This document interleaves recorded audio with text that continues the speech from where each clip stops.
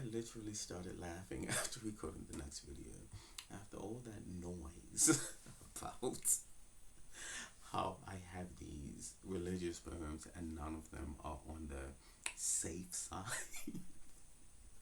The one that was in my brain, and I think I said I had one called God's Flight, is also in this book.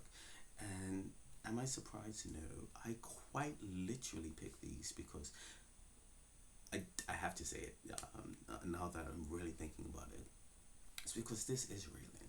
She is very, very upfront about the fact that she is using every avenue that she has to further her career, and she doesn't shy away from it. And church, it's definitely the beginning of that. And she makes no qualms about being like, if you're gonna let me keep singing, and if you're gonna let me be in the church programs, then I'm going to do them.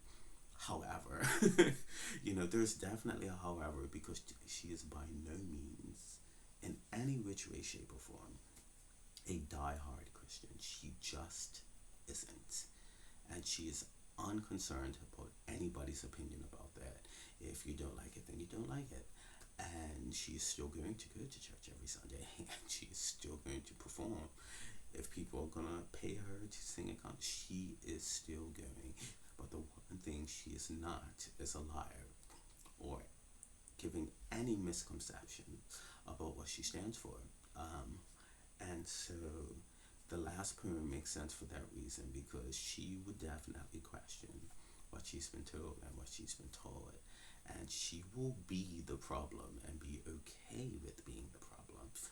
She just exudes confidence, which is the very opposite of what Dario is, but is what he needs. And even though Gavin is more laid back, he's equally the same. He is what he is, and he doesn't pretend that he isn't it, which is why, his little side side hustle, helping his fellow teens, get high and stuff, is a thing that he doesn't pretend isn't happening.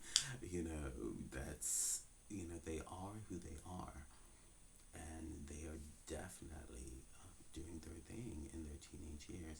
And so this one is called God's Flight.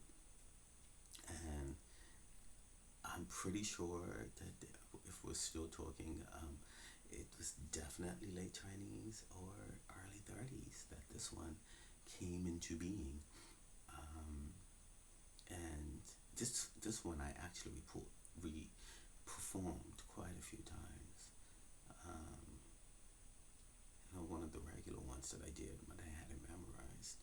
I just started saying that because a few from the two books previously were regular ones that I would pull out whenever I wanted to just hit a certain tune.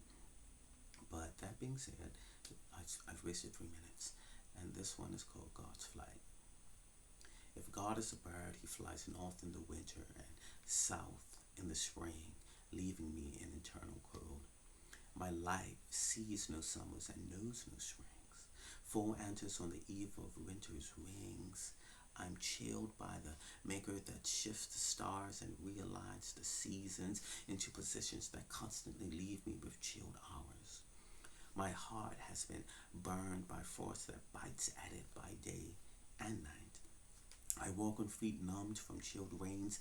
I cannot feel my way, and therefore am doomed to stay in this frozen place. The sun taunts me with beams, cracking through the clouds that I cannot feel, for my face is layered with the pain and suffering that my eternal winter brings me. Its icy layer peels and falls to the ground and forms a layer of snow and ice filled with the agony of my life. I tread upon it each day and night, forming streets paved with the ice of my fostered will, lined with snowbanks of hope that has been turned soft.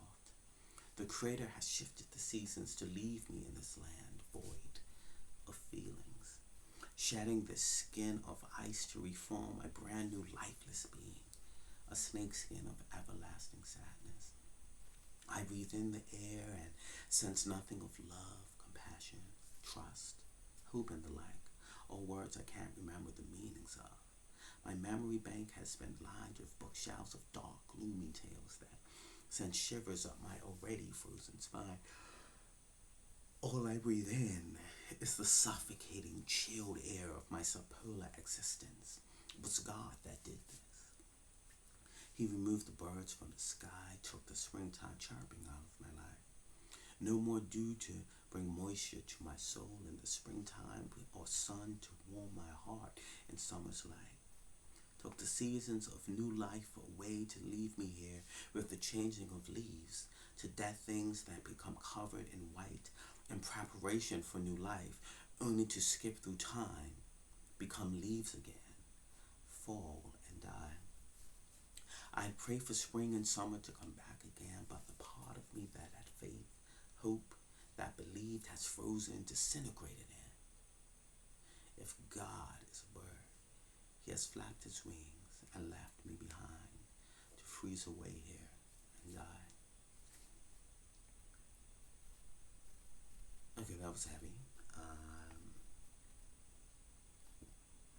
But in the theme of questioning things and the fact that Raylan literally sings in church because it's the easiest way for her to get noticed, and she is not starting a gospel career. You know, once she finally gets her record deal and decides she gets encouraged to do the music that she loves, she does so, and she ultimately, you know, through the long haul becomes successful. It's not immediate, but she works at it.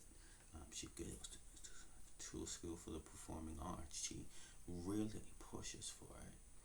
And this fits in the sense that she was never herself kind of disillusioned by the situation, even though she was quite literally raised at church. And along with Dario, and it fits with Dario because he's so unhappy and he literally goes to church, he does what he's told. He is the brightest kid in the school, and he's the type of child that any parent would love and want, and his don't.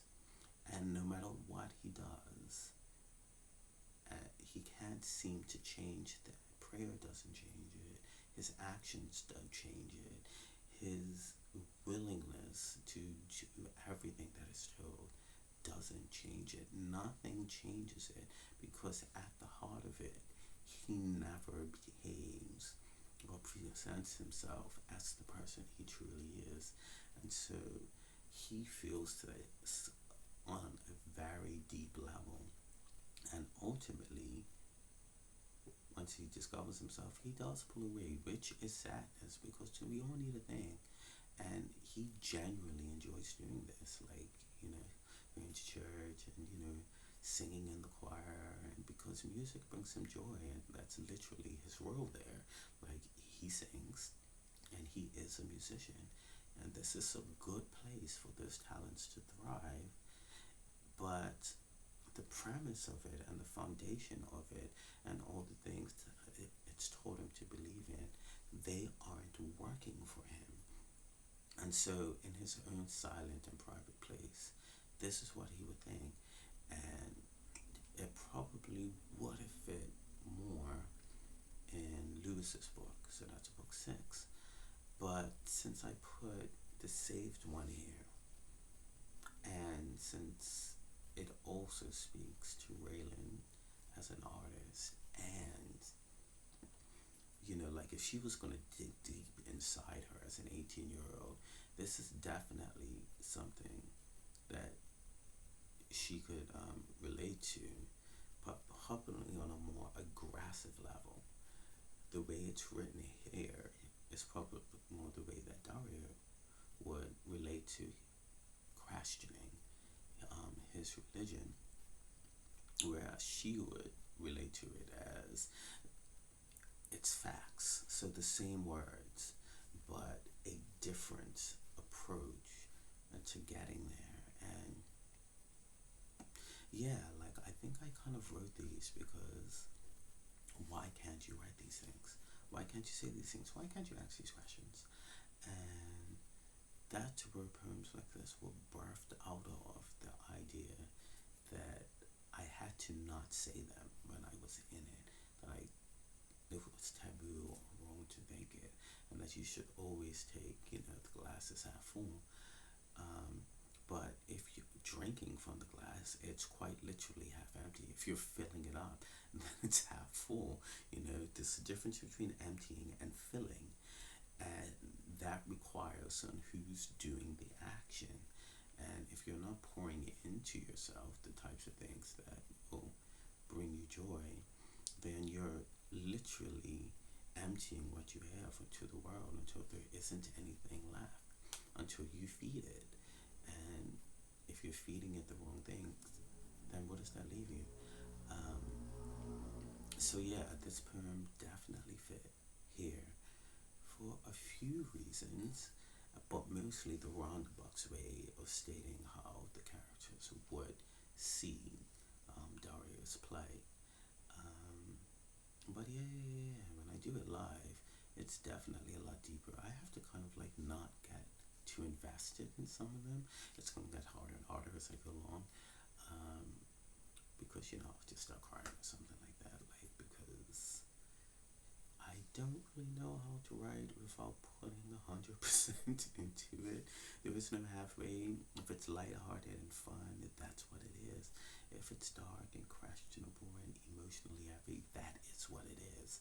And I've genuinely felt it when I was writing whatever piece it is. Like that was the headspace I was in while I was writing it. Whether I was in that space in my real life when I wrote it, it's definitely questionable because some of my happiest poems I could have been like very, very depressed when I wrote them. So my darkest ones, I could have been smiling when I'm like, oh, that's I like that, and very into it.